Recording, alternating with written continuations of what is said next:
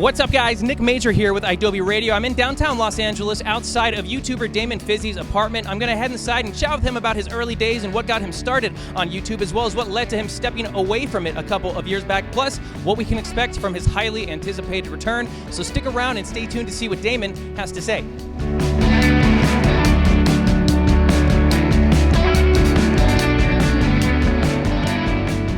This worked out great. Don't you love the little set that we put together for this? Dude, I love this. Like when you were like, oh, I want to do it at your house. I'm like, do you really? And then this happened today. And you did this for me. I did this all for you, man. No, but that worked out perfect. How long have you been in Los Angeles now? I moved out here in 2013. Okay, the year after me. I Really? was here in 2012, yeah. Yeah, okay. Well, how old were you then? How old were you then? We're the same age. That's what I'm wondering, because I might be giving 20? you the wrong year. I was 20, and then I turned 21 that year. Me too! Okay, yeah. So you came out in 2012. Oh yeah, close to 2013. But it took me like 5 months actually. I was paying for an apartment here, and I was having anxiety about moving. So I was paying for an apartment, and I stayed in my mom's house. So it took me a little bit to get out here. Was that when you lived in North Hollywood? Yeah, I had a place in North Hollywood, which the rent was so good. You're in the heart. You're literally right in downtown now. But before here, you were in Florida, right? I was in Florida, yeah. Can I dig into your Florida days? Because I've known you since the Warped Tour days. That's when I first met you, because every day the AP tent was set up right next to the YouTuber tent. And then you were the one YouTuber that came out that every day. actually woke up in the morning. To actually come out and like set up the tent. Yeah, yeah. And you were there all day pretty much hanging out next to me. But you kicked off your YouTube back in 2008. Yeah. And at that time, we were only what? We would have been 15, 16 at that time or something. How did that happen for you? Did you have a goal when you first made YouTube to get a following? Did you want to be? Because at that time also, I felt like YouTubers weren't a thing. Nobody knew what that was, and no one even thought that they could make a life or have a following. So what was your approach when you first figured out, oh, this is YouTube, let's have fun? Yeah, I never meant to be like a YouTuber. And back then there wasn't even like a partnership program. Like no one could make money on YouTube. I was basically like really into MySpace, and I was like, you know what a MySpace whore is? You try to collect as many. You'd be on all the trains? Yeah, dude. Bulletin trains? I ran a bunch of those. I was really into making websites and like behind the scenes kind of stuff. And then I watched, like, there was a few YouTubers. It wasn't like a big YouTube world, but there was like a few that still even do it to this day. Like Philly D, like he was back then. And I just saw these people, and I was like, I was getting to the point where I was just very. I don't know. I started getting into a mindset where I couldn't really talk to people in real life as much, or like be myself in high school. I started getting like, I guess I started getting anxiety without realizing it. And then when I saw YouTube, I was like, oh, this is awesome. This is like a platform for me to like be myself. Like I just have a camera. I don't have people watch me. So I saw a few people doing it, and I just started it and promoted it on my MySpace, and then just kept doing it. Yeah. So what was Damon like in high school? Did you keep to yourself? Is that something, did you always keep to yourself? No. Or did that start to happen? Yeah, no, I was actually like really obnoxious all middle school. Like I think my 8th grade year, I was like most energetic, and I was very like, everyone knew me. And then when high school came around, I don't know, I guess I just, I think me starting YouTube, like I loved it because I could create stuff, and like people started liking what I was doing. But I definitely started becoming less involved in school. Like I would go to school and I wouldn't talk to anyone anymore. I'd be like, I just want to go home and do YouTube videos. I don't know what the progression of that was, but I do remember. I remember this one girl being like, it's like we don't even know Damon anymore. Because I would like the people I used to be friends with, I don't know. I started thinking that everyone like kind of hated me for some reason, which was just like intrusive thoughts, obviously. I didn't even know anything about anything I was going through at the time. But yeah, I just kind of used YouTube as like an escape. And that was like it became like a obsession, which later became like a really unhealthy obsession. Mm-hmm. But yeah. No, I definitely was very social up until I got involved in the internet, and I felt like I could just put all my time into that. And like I thought, oh, these people actually care about me, no one else cares about me, which probably wasn't the case. I just kind of like built that in my head. When did you actually start to get a following on YouTube? Because it seems like it happened pretty quick for you from when your videos started to go up. It happened really quick because I was already like building an audience. Like I was already I actually live streamed before I started YouTube. What was the live stream? Oh, was it like Stickcam? It was Stickcam, dude. Oh my god. Stickcam was pretty much like a live streaming for all the MySpace scene kids. So I was already like, I built up an audience on MySpace, and then I started like using my bulletins to promote my YouTube. And within like a month, they released the partnership program, and within like a month, I like got into it, and I just started heavily just doing videos. So it happened fast, which I didn't expect. It wasn't like, oh, I want to, because now YouTube is a way different platform. Now it's like people come in here, they see all these people with like these big mansions, these cars, and they're like, I want to do that. That wasn't the case. Then everyone was on webcams just doing like response videos or talking about their days, you know. And I just saw that and I was like, I want to do that too, because it feels like I have a community of people that actually accept me for me, even though I probably would have had that if I put myself out there more in high school. Because your videos were very silly, just you around and around screaming weird things. But looking back, they're very, very cringy. But yeah, I just tried a bunch of different things. I just would go on camera. I wouldn't have anything planned out. I would just go for it. Which now it's like everything has to be like a production or whatever. But yeah, the standard and just the whole lifestyle of YouTube has changed a lot since then, and it's interesting to see what it's progressed into, because it's a whole it's its own network now, pretty much, of people doing that stuff. People are making millions. Back then, you can literally just record on your little MacBook. That's what I did. All my videos were just on my webcam. But you kept at it. Your following kept building up throughout the years in Florida. Did you find yourself, as that was growing, did you have any friends outside of like the YouTube world, like in real life? No, and that's the craziest thing is like I get kind of jealous of all these people who are still friends with who they went to high school with. And for me, I started freshman. It was pretty much freshman year, so it's pretty early into high school. So I didn't really build those relationships. I didn't go and like try all these new things. I didn't have sex until I was 23. Like I didn't do any of these normal things because all I cared about was my YouTube audience and like doing videos and like just. It wasn't about growing. It's just like I just got heavily obsessed with it. What about when high school ended? Everyone's going out to do college and stuff. Did you ever take that route? Did you try that? Or was at that point, so what was your direction with that? So my mom, like growing up, she built like a college fund. So she's like, you have to go to college. So I went to college for, I say a semester, but I don't think I really went. And the whole time I went, I was just scripting YouTube videos. I wasn't paying attention. So I think I flunked most of my classes. And it was at that point where I was like, I just want to do YouTube. Like I saw it growing, and at this point, it was becoming like a career. So I was like, oh, I just got to do this. I got to keep doing it. And at that time, I did a collab with Shane Dawson, and Shane Dawson just like surpassed. He grew like crazy. He's one of the ones that has really consistently upped the game for the YouTube world. Like he's one of the not only ones, but one of those people that just has adapted with each time, and just like now he's bigger than ever, and he's been doing it longer than me. Actually, as long as I have, yeah. So. Yeah, I mean, I was in college, and all I thought about was YouTube and like creating videos. So eventually, I was like, I wanted to go to LA, but at that time, my mom was like, because I had a perfect opportunity. There was a bunch of YouTubers that I was friends with. Because all I did in high school, here's the crazy thing, is that during high school, I would stay up all night on Skype calls with all these other people on the internet. So I was like, these are my friends, and I didn't care about anyone in real life. It was all the internet. All my friendships were on the internet, all throughout, pretty much from freshman to senior year. It was all. Internet friendships. And then I went to college for like a semester, and then I moved to Orlando, Florida, because my mom didn't want me to move to LA, and I knew a few YouTubers like, here's a compromise. I'll move closer by. Exactly, because I knew a few YouTubers there, and I was like, I'm going to move there. Somehow, I was already making enough money to get my own 2-bedroom apartment. This was my first apartment. I was like 18, 19 years old. I was like, this is going to be my YouTube room. This is going to be my bedroom. Little did I know. So I moved here, and I started doing all this stuff, and then I started just like isolating. So all these people who I was supposed to start like making videos with and like being friends with. The people you were Skyping with?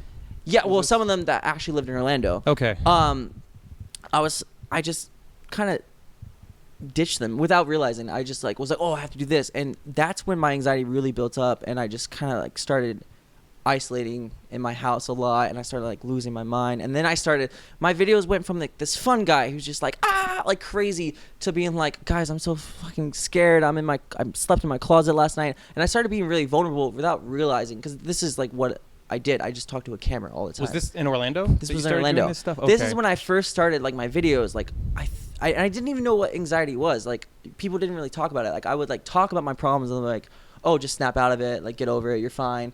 You're fine. So I'm like, I'm fine. So the whole time I'm thinking I'm fine. But like looking back, dude, I lived in that apartment for about a year, and I think I had people over one time. Only one time people actually came into my house. And the room that I initially wanted to be my YouTube room was just empty. Like I just got so in my head, and like I lost touch of who I was.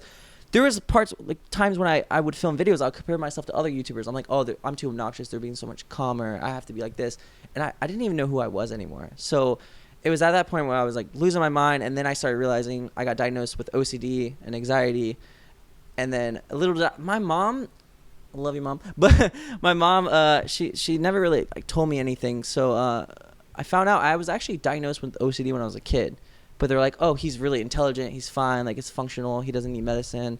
So I was never on medicine or anything. But if you don't really, like, deal with OCD, it just gets worse as you age, especially isolation. Isolation is like what really, you think that's what you need to do, but it gives you more time to just be in your head and have those intrusive thoughts and then really just lose touch of reality. So that's when I just kind of like lost my mind, dude. How does OCD affect you? Because when I hear of OCD, I think of people who they constantly close the door X many times, or everything has to be spotless, or like this or that. And what OCD did or do you have, and how did it affect you? Yeah, OCD, how does it? That's what I thought OCD was too, because I was like, I don't have OCD. OCD is just being clean all the time. My house is a wreck, dude. Like I don't have OCD. A lot of OCD is also intrusive thoughts. Like you can have these obsessions, and you can have these, and you have like a lot of thoughts, and then you have to do something to kind of relieve it. So I have like compulsions, and a lot of it is like fear and a lot of OCD is an anxiety disorder, so a lot of it is like anxiety. So it got to this point where I was like obsessed. Like I got really paranoid. I always thought like people were watching me. I thought there was like cameras in my air vent. I would like, there was times where I was living alone too, so there was times where I would go on my my laptop, because we didn't have FaceTime at that time. This is back in the day. I would go on my laptop and go on like the iChat and like video, and I would like show people each room, and I'm like, is there someone in there? Like I would think people were in my house, dude. I was like upset, like fearful of everything. It was just me, my thoughts, my house, and then yeah. At what point then did you decide to come to LA? 2012 rolls around or so, and then was part of your thing, I need to be around more people. LA's the place where I can be around people. What led to that big move to where your mom finally was like supportive of it too, I guess? See, I think my mom was kind of in denial of a lot of things. Also, I was really stubborn. I thought it was fine because I was just kind of convinced. I would make a lot of excuses for myself. So eventually, I got a puppy because I thought that would cure my problems. But then my whole life became, my puppy destroyed my apartment. It was just like, that was, I would take these things, and that would become my life. I would obsess over these things, and that would be like my whole life. So, and I've done that even with drama, all these things. It's stupid. But basically, there was about a year between that when I moved to LA. Like I moved back to my mom's. I started. I went to a psychiatrist. I got diagnosed with everything. I was on medicines, and then that's when eventually I was just like talking to people in LA, and that's where all my friends were from building up from high school. All my friends lived in LA, so I was like, oh, if I just go to a place. It wasn't even about like, oh, I want to go to LA to be like a big YouTuber and like grow. It was more like, I just don't want to be alone. Like I'm in my house every day, just like losing my mind watching Drake and Josh every day. Show. I love that show. Not a bad choice. Yeah, it's a good show. But I was just like not doing anything. And I thought when you're in this mindset, you think, oh, if I do this, I'll be happier. If I do that. And I just kept running away. And LA was like a big thing where I just like, oh, if I go there, everything's going to be okay. And it was at first. I was doing a lot of videos. I was collabing. But then it all hit me. That's the thing about like, if you don't really focus on mental illness firsthand, it's always going to come back. You know what I mean? You're going to relapse, or you're going to hit harder.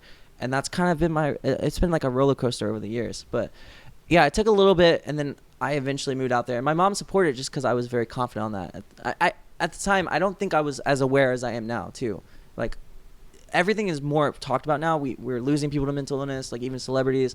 You know, it's a lot more talked about than it was like 10 years ago. And so you were being more social and stuff, and then not long after your move here, Warped Tour came along, and that gave you a chance where it was really no excuse but to be social. I'm guessing this was the first time in your life where you were meeting hundreds of your fans every day, because I can attest to the lines of kids that would come out. What was that experience like for you when you were nothing but busy all day, every day? Like I said, you and me were at the tents all day, every day. Yeah.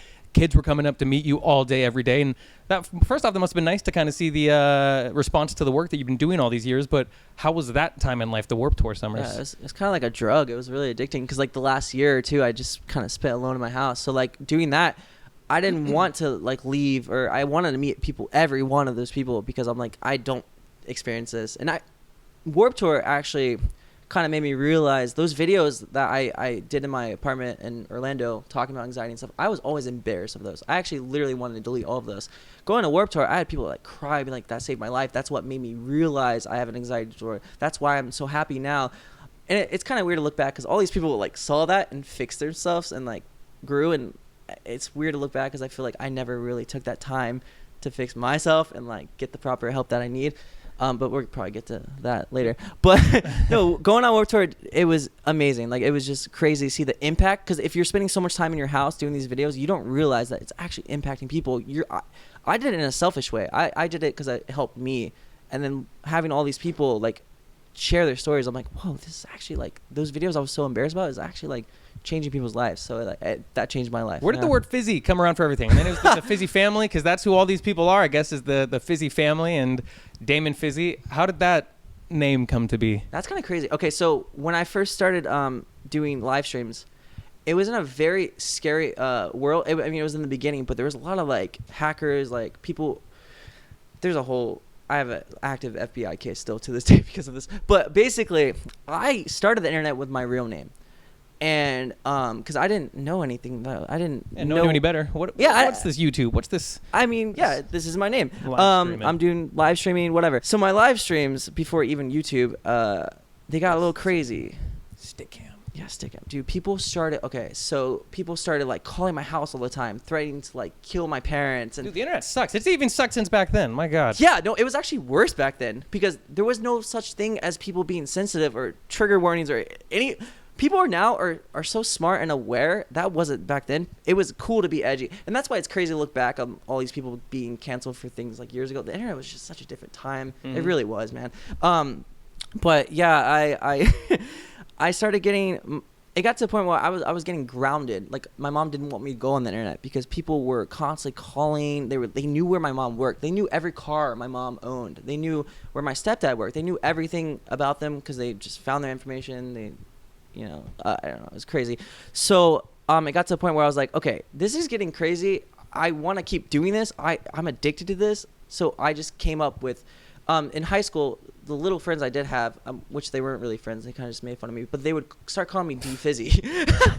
Okay. No, I would sit at lunch with kids that literally hated me and like made fun of me, but I was like, oh, this is all I can get. But one of them, I would buy them lunch just to be able to be their friend, dude. And then when I got a car, I would just like drive them everywhere just because I felt accepted.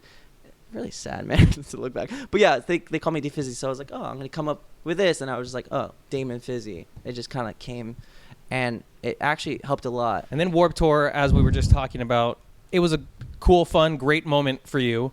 And then the downtimes after. You on Warped 2014 and 15? Yeah. Yeah? And then what was it like after that? Because then after that, you didn't have that thing to look forward to where you knew you were going to be constantly busy and stuff. But I know that 2015, 2016 is kind of when you stopped doing YouTube stuff. It kind of happened like throughout time. I started getting more addicted to like social media and what people think about me, and I just got in this whole like crazy mindset where I like even now, like last night, dude, I've been up all night, like you know this. I know you have. I saw you tweeting when I woke up and you were like, oh, I can't sleep. So you've been up since last night, I'm guessing. Yeah, I have a very unhealthy addiction to reading what people say about me and like social media, to the point where like when I first started, I was addicted to like making videos, and like that was all I cared about, and like my audience and stuff. And then I got more and focused on like, oh, I'm this person, like I suck, so I would compare myself to other people. And about I think a little bit before Warped Tour, I became like this really like bitter guy who I felt like I can't do this. I can't make videos. I can't do this. So instead, I would just like watch all of these other people. And that's when I like started tweeting, just like kind of talking bad about other creators. Like, oh, they're fake. Like they only care about money. And looking back at that, like it's just so embarrassing because it's like at that time I just thought I couldn't do it, but I'm better than them in some sort of way. I don't know why. And I just got more caught up in thinking about what other people are doing and like comparing myself to other people that I just stopped doing what I actually love to do. And I was more just focused on things I hate and surrounding myself around negativity. And I just became this really bitter, negative person who was on like this high horse on Twitter all the time. And I really deeply regret that because it's really embarrassing to look back on, because I'm no better than them. At least they were actually, even if it's not the content I wanted to make, they were actually doing it. Meanwhile, I'm just obsessing over everything. And yeah, I think it just, it kind of happened throughout time where it became less of what I want to do and more of just like reading things and comparing myself. And I don't know, man. I just started isolating and become more in my head. What was the effect when you would read people saying horrible things about you? Because the thing that sucks about the internet is people do not hold back with wanting to say terrible things. They're behind a keyboard and it's easy to do. Yeah. When you would read some stuff that people would say about you with whatever, how did that affect you? I think I was obsessed with just like wanting to please everyone. So it affected me because I'm like... Also, I think I lost touch of who I even was. Like, people always like, oh, you started this. I miss this Deefizzy. I miss when you first started. You were like this person. I think it just affected me because I wasn't having an outside life. I didn't have a close friendship. I didn't have people, you know what I mean? Like, I didn't have people where I was around all the time. I didn't have a life outside of this. This was my whole life. Even when I wasn't creating YouTube videos, I was constantly watching YouTube videos. Still your life. In the downtime when you were alone, you weren't posting, but you were reading. You were watching. Yeah, it was still my life, like heavily. And everyone kind of thought I was taking all my money I earned and doing all this crazy stuff. But no, all I was doing was isolating and reading all these things. Even last night, I got in a little bad place where I was reading a little forum. There's a hate forums on YouTubers. And I stumbled upon a forum about me that they're like, oh, if this guy has anxiety, he can't move to LA, he's a liar. They're just saying all these things about me. And I read the same thing before I went to rehab like a year ago. And it crushed me. Like I was like losing my mind. And I read it last night.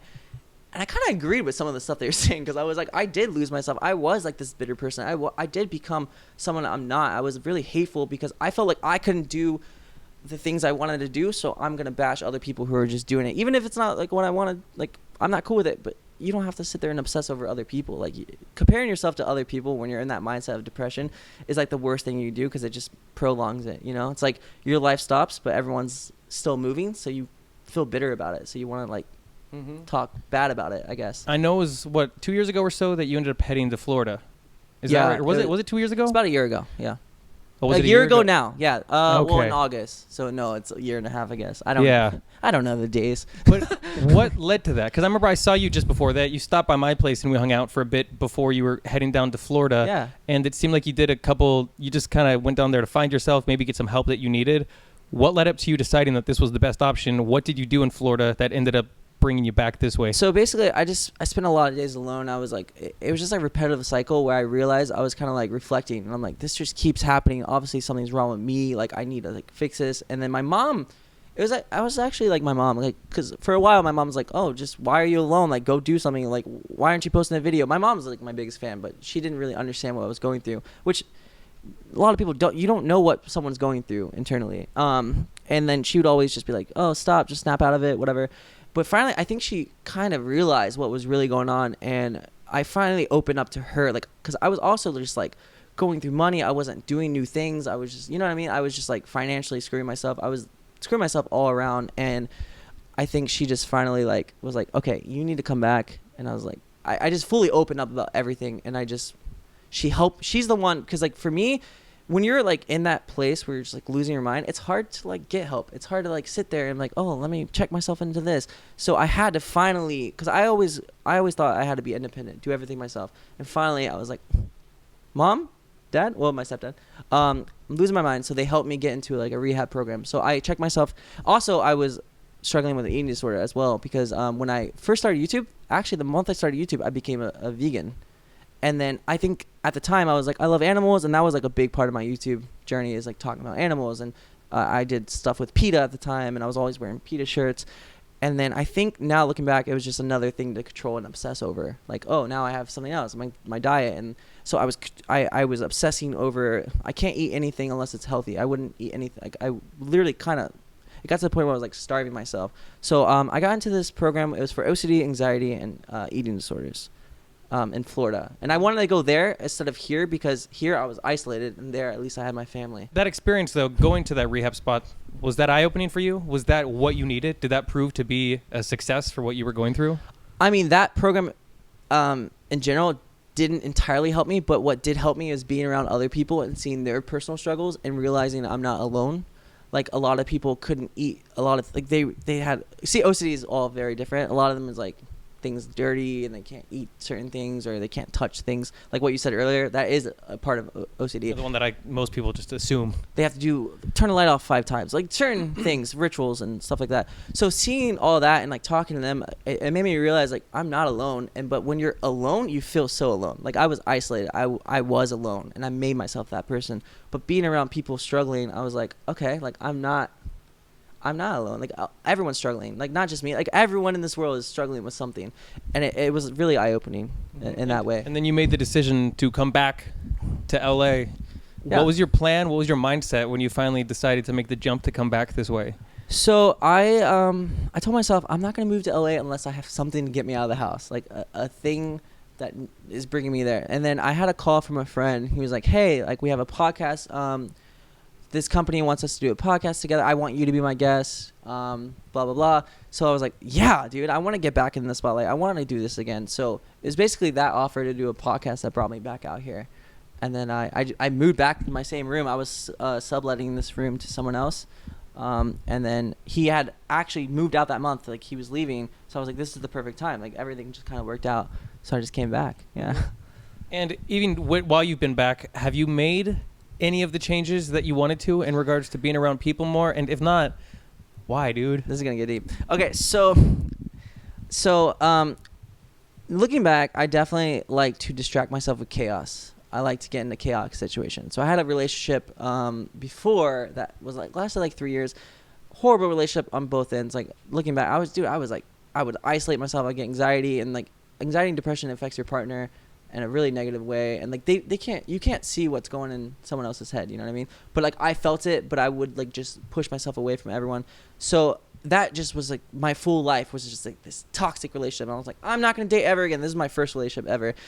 Then I came back in here and I freaking got back in a relationship, and that was it was chaotic. And I think secretly I kind of wanted that, I guess, because it's like face yourself and get yourself back, or relapse and do what you are used to and distract yourself. So coming out here, I had a really good mindset, but then I somehow jumped into like this live-in relationship where the person lived with me.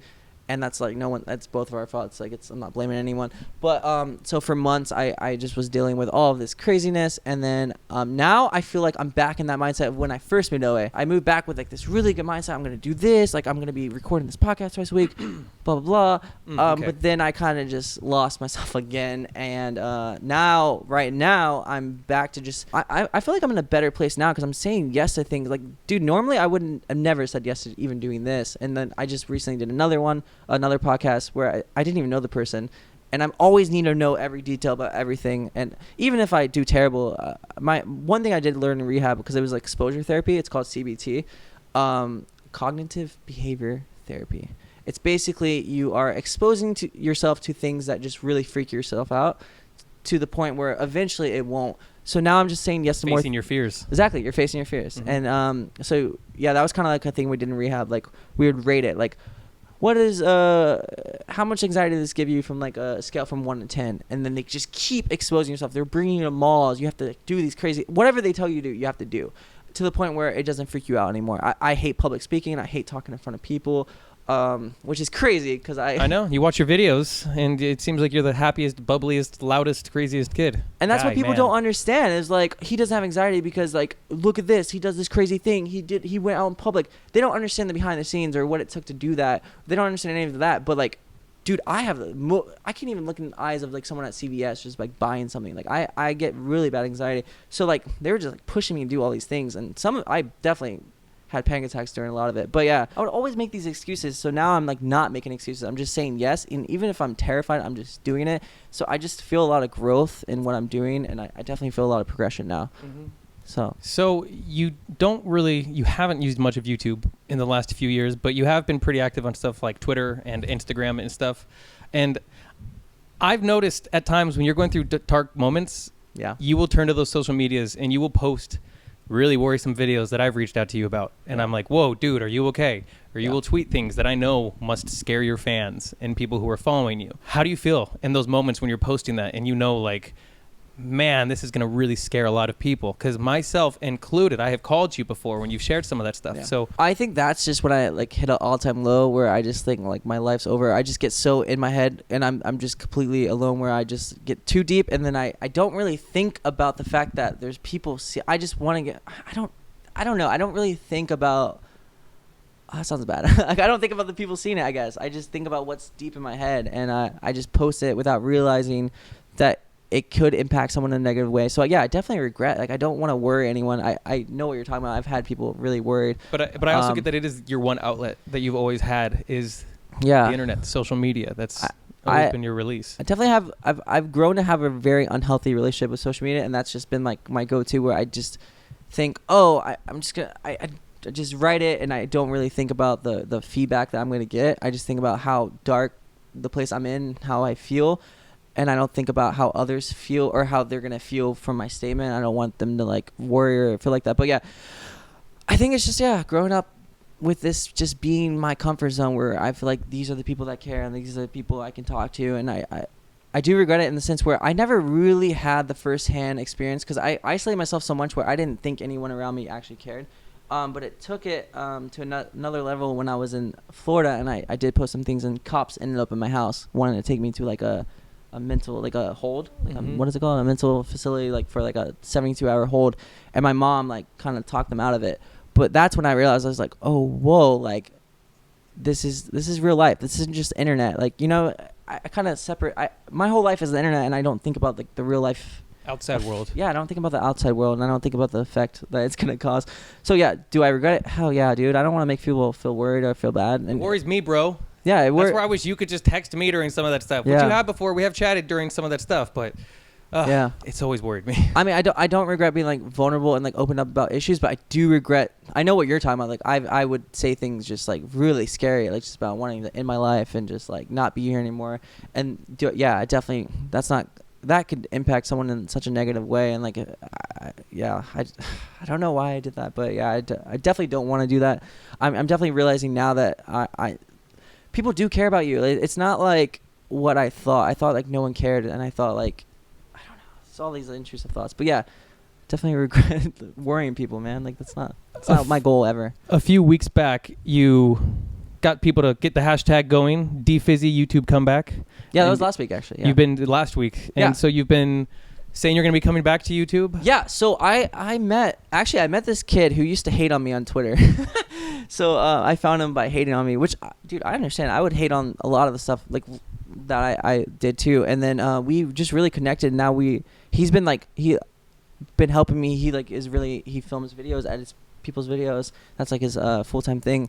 So he's just been like really encouraging me, and like he's basically every day we just go out and film a bunch of stuff. I'm not rushing my comeback. I'm definitely coming back, but I'm not like rushing it. I'm just like going out and filming a bunch of stuff, and like I'm just taking that footage and just like building a video that I just really love.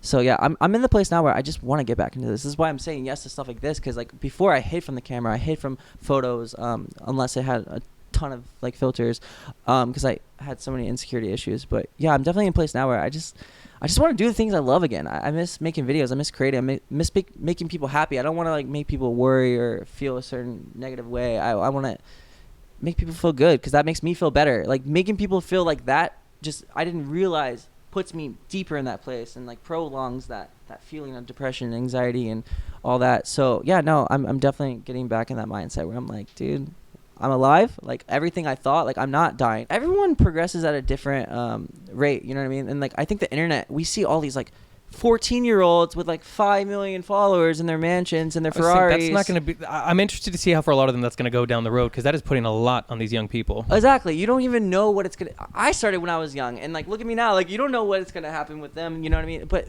that's none of my business. But the main thing is like to compare yourself to other people when you're in that mindset. When you think like, oh, my life's over, all these people are moving past, and you just focus on their lives, it's just gonna prolong what you're feeling and just like deepen the issues. So like the best thing to do is just focus on yourself. If you feel like you have issues, like go out and talk about it. Like go out and get help. Like don't, you know what I mean? Like it took me years to actually really go and be open and go see a psychiatrist and I saw a psychiatrist, but go and see an active like therapist and go to rehab and really help myself. Seems like the worst thing that you found for yourself, which you maybe still up to recently continue to do at times, is keeping to yourself. Isolation, yeah. Isolation, because that's the a word worst thing you do with like anxiety, any mental illness. And you know that's the issue too. And I know, yeah. You keep letting yourself do it far too much. It's very easy to get back into that. I'm guessing you don't want to be doing the same YouTube videos that you were doing 10 years ago. And I don't know if that's also kind of been a weird thing of like, what do I want to do? How do I want these to be? But how do you see 2020 Damon? Like, what are the videos? What is the content that you would like to be putting out? I just want to try new things. I want to travel. I want to explore. I want to like talk to new people. Like even in our podcast, we sat with like a homeless guy for like 3 hours, and he was happier than I've been in like 10 years. And I was like, this guy has nothing, and he's happier than me. And it kind of like put a lot of like put me in perspective. I was like, life is what you make it. So like now I just want to get out there. I don't want to spend time alone. I want to see what the world has to offer. I want to try new things. I want to do a lot of exploring videos, traveling. Definitely, yeah. I don't want to just sit in my videos back then were just me alone talking to the camera. And like I try to do like daily vlogs, and they're like, I didn't realize how like you didn't have any friends. Like, you're so lonely. Because I really didn't. I was just, that was my whole life. And like, now I don't want that. I want to put myself out there, because I do, when you're so alone, you kind of lose touch of who you are. And I just want to like know who I am and find myself again and just try everything. Like, I don't have a set style. Like, I would stress about it. I'm like, do I want to be this? Do I want to be a commentator? Do I want to hop on and I would overthink everything. But a lot of those people, they just try different things until they know what works. And like, that's what I want to do. Just try everything. Mm-hmm. At the end of the day, what do you want Damon Fizzy to do for your followers? Like, what's the message that you want to send out to people, or what do you want people to feel when they check out your content? I don't want to do like the same kind of content, I guess, but I do want to give them that same feeling where they enjoy watching me. They're not worried about me, because I did even make really depressing videos. I started getting like serious and like dark about all these subjects, and became like this. I don't know what my mindset was. Yeah, I definitely just want to impact people in a good way, you know. And don't forget those roots, because it's like, if you look at the big picture, it's insane what you were able to build for yourself in regards to an established name on YouTube and just a following. And I am rooting for you all the way to get back in that. I want to see that. And I feel like in the past I've heard you say you're coming back to YouTube. Yeah. And you posted videos, but then you never post. Like, the last video on the Damon Fizzy YouTube was posted in like October of 2016. Yeah. And it was why you left YouTube. And then I think your last one on Deefizzy was like 9 months ago about Austin Jones or something. I haven't made a real video in like 2 years. Like, I haven't made an actual video. Like, no one really even knows who I am. They just think I'm like this super serious, depressed dude, but I'm so much more. And I think my goal with my new stuff is just show people who I really am, and just go out and just do everything. Not just be this person that I'm building myself to be, like this depressed, like negative, serious person, you know? No, and you know the underlying causes for a lot of your issues. Yeah. But I just think sometimes the hardest thing is properly confronting those and staying on top of what it takes to become your best self and to overcome all of that.